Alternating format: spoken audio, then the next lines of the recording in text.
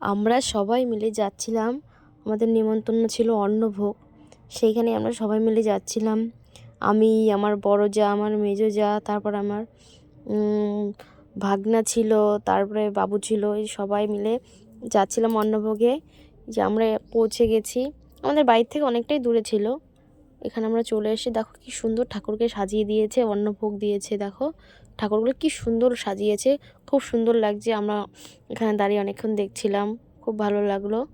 এবার আমরা এখান থেকে চলে আসলাম খেতে। খেতে চলে এসেছি, এখানে বসেছিলাম আমি আর আমার জা। আর দেখো পাশে একটা মাঠ ছিল, খুব সুন্দর লাগছিলো, তাই একটু ভিডিও করে নিলাম। তারপরে আমরা আসার সময় পার্ক, একটা বাচ্চাদের পার্ক মানে ছিল এখানে রাস্তার সাইডে, সেইখানে আমরা সবাই মিলে আসলাম। চলো, এখানে দোলনা চড়ছিল, আমিও একটু ভাবলাম আমি একটু বসে পড়ি, ভালো লাগছিলো আর কি। দেখো সবাই মিলে আমরা এখানে খুব মজা করলাম।